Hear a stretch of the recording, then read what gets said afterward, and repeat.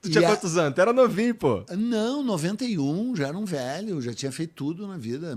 Isso foi no dia 90, foi no dia 17 de janeiro de 1990 que isso aconteceu, aqui em São Paulo. Aí o cara chegou e disse assim... e tu fuma alguma coisa? Ele não precisou mais nada. Entendi.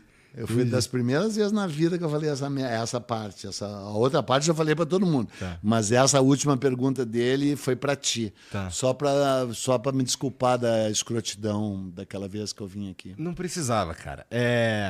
E assim, eu fui muito escroto aquela vez. Cara, eu juro que eu lembro que eu saí cansado do programa. Eu lembro que eu saí meio puto, porque tu zoou pra caralho a porra do cofre que a gente colocou de sacanagem aqui, tu nem se ligou. Puta merda, esse cofre ridículo. É aqui que tu guarda as porcarias tudo? Depois eu te mostro o que tem dentro. Tá, eu queria ver. E aí eu saí... Mas os caras que pagam pra te ver, tu não vai mostrar pra eles? Mostra também, com certeza, porra. Vai ser um prazer. Mas... Garanto que a coisa é 4,20. 4,20. Já pensou? É mesmo, cara? Mas que eu não sei. Não abriu? Então 16,20. 16,20. Já pensou? Não é. Porra, então o ano da fundação do Grêmio, 1903. Opa.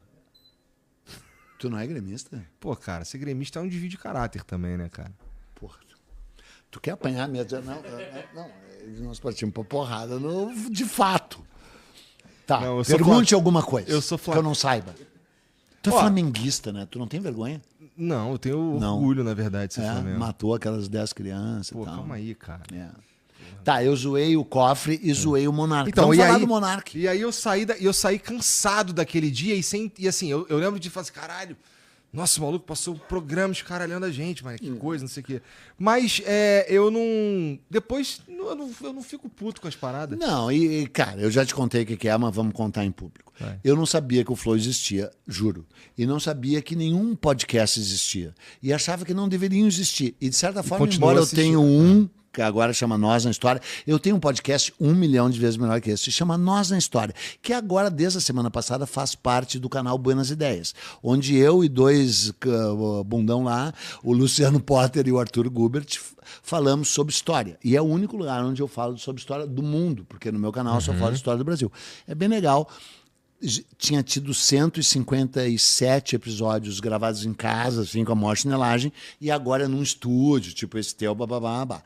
Mesmo assim, eu só faço porque eles me pagam, porque eu não... Eu não gosto de podcast. Por exemplo, esse cara, ele saiu há pouco para quê? Para ler. Porque ele não consegue ficar muito tempo sem ler, porque é o único cara inteligente aqui. Então, como eu sei que é proibido ler num ambiente medíocre que nem esse, ele tem que ler escondido. Então, ele foi até ali ler.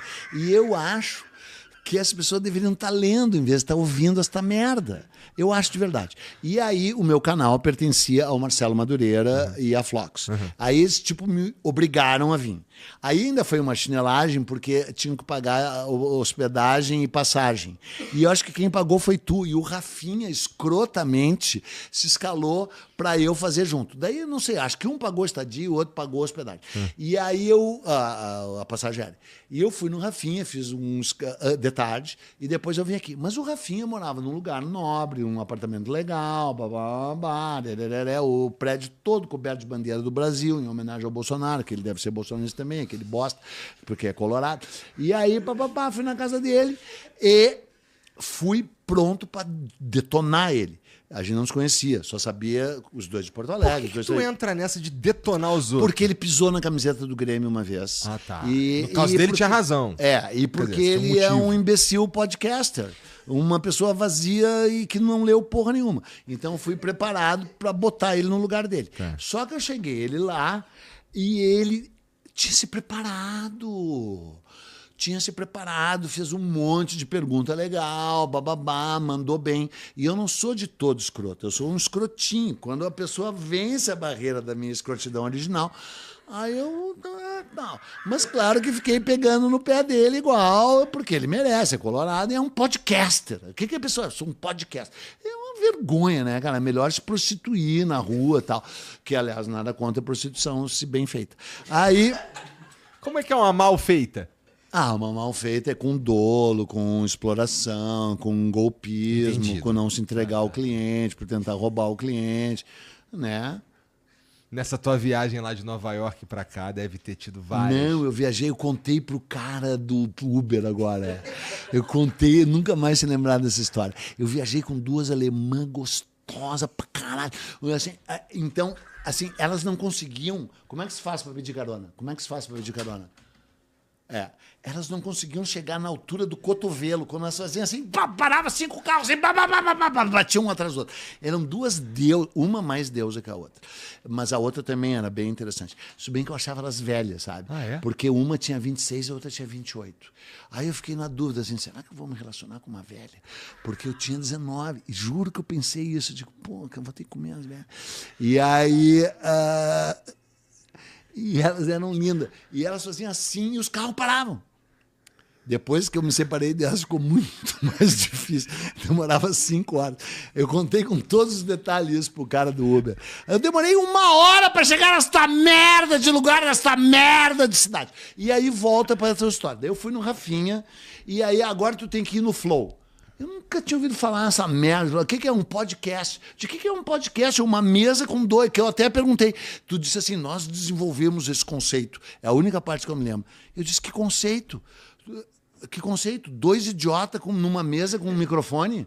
Que é o conceito, até hoje. Não, Porra! agora tem só um, pô. Faz 3 Agora anos só e um. meio, E aí, e aí não chegava nunca. E aí, de fato, eu cheguei puto. Juro. E eu Tu já que veio dirigindo? Não, um Uber. Tá. Só que não chegava nunca. E o Uber tinha aqueles perfume dentro. E eu já com dor de cabeça. E já tinha Puto. destruído o Rafinha, puto. Tu saiu Aí feliz do cheguei Rafinha aqui- porque tu destruiu ele? Sim. Tá. É porque aí tu chegou aqui e destruiu mais 2. Isso. E aí- eu cheguei aqui, tinha um monte de idiota ali embaixo jogando uns videogame e ainda um cheiro de ervas, que era a única coisa boa, e bebendo uma refrigerante, que nem aquele idiota bebendo Coca-Cola, tudo com os bonés para trás. Eu digo, cara, o que eu vim fazer nesse lugar, essas pessoas horríveis? E aí uma luz branca de merda lá embaixo era. Aí subiram um lugar assim, blá, blá, blá. Cheguei, era o tal Flow. É. Uma mesa com 2 idiotas. Um barbudo e o outro meio idiota. Aí o outro, aí começam umas perguntas meio idiota. E eu, puto da cara. Aí o idiota mor acende um baseado. Aí tá, achei legal. Só que depois que ele acendeu o baseado, ele começou a dizer mais merda do que o habitual. Daí eu disse aquela frase maravilhosa. Eu digo, cara, eu passei a vida inteira defendendo a maconha, dizendo que maconha não faz mal. Tu é a prova viva de que maconha faz mal. Né? Não... E tu ainda mandou melhor, porque tu segurou a onda, tu fazia umas perguntas. Ele disse muito, ele só disse merda. Não tô falando sério. do programa o melhor em si- cara era o cara melhor que tu, era um que Era o ficava Jean, ali, que falou as melhores coisas mesmo. Tô falando sério. Tá bom. Embora tu não tenha ido tão mal assim. Mas tu tava desconfortável. Quanto mais desconfortável a pessoa fica, mais confortável eu fico. E eu por deixar- percebo isso, eu tô ligado. Porque assim, quando a gente... na verdade, eu entendi bastante do Peninha nessa viagem que a gente fez junto. E, porra, tudo tu entrava numa... Não, caralho, calma aí. Eu vou destruir esse cara, eu vou ganhar esse... Tu viu o que eu fiz? Caralho, ganhei dele. Eu ficava, caralho, ninguém tá competindo, Peninha. Como não? Tá A vida é todo uma mundo competição, trocando ideia, cara. Onde só vence o mais forte. Tá, daí eu só queria falar uma coisa. Porque o tal Monark e o Flow acabaram fazendo parte da história do Brasil. E falando seríssimo agora. Pelo bem e pelo mal, até porque não deveria ter o tamanho que vocês têm. Mas vocês têm esse tamanho. O Bozo veio aqui, o Lula veio aqui. Vocês adquiriram uma penetração e um vínculo com a história do Brasil que não tem mais como voltar para trás. Tu tem uma puta responsabilidade. O Monark fazia parte dessa história, mesmo tendo um lado meio papapá. Só que daí agora o cara foi banido e tá fudido nos Estados Unidos. E é uma punição absurdamente grande demais. Ele não merece uma punição desse tamanho. E era uma coisa que tinha que ser discutida dentro do contexto do Judiciário e do Alexandre de Moraes. Eu quero dizer aqui claramente que se o Alexandre de Moraes pedir um boquete, eu faço. Porque o Alexandre de Moraes é o Alexandre o Grande de Moraes, papapá, o careca pica das galáxias, que nos salvou do golpe, que tá pondo golpista na cadeia. Agora, não é óbvio que ele está exagerando em várias coisas? É! Então, pessoas dignas, decentes e libertárias que nem eu, mesmo sendo lutando contra esses golpistas, esses canalha, esses filha da puta que estão contra o Alexandre de Moraes, eu não posso me furtar e deixar de dizer que há exageros. É uma merda ter que dizer isso por um lado, porque está tão polarizado que tu deveria estar só de um lado. E por um lado, obviamente, eu estou do lado do Alexandre de Moraes circunstancialmente. Só que isso não pode tomar dimensões que daí, nesse sentido... Porque é o seguinte, se esses horroroso bolsonarista, nojento bolsonarista, não tiver razão em nada, nunca, tem alguma coisa errada. Então significa que, eventualmente, eles têm razão em algumas coisas. Uhum. Né? É que eles são hipócritas e burros. Por exemplo, as críticas dele à Lei Rouanet tinham um certo sentido, porque existia uma panela. Só que eles são contra a cultura, eles são contra os artistas, eles são contra... Então foda-se a crítica deles à Lei Rouanet. Perde o valor. Escola sem partido. Tem militância de professores, especialmente na área de história, nos colégios? Tem. Isso deveria ter um acomodamento de camadas? Deveria.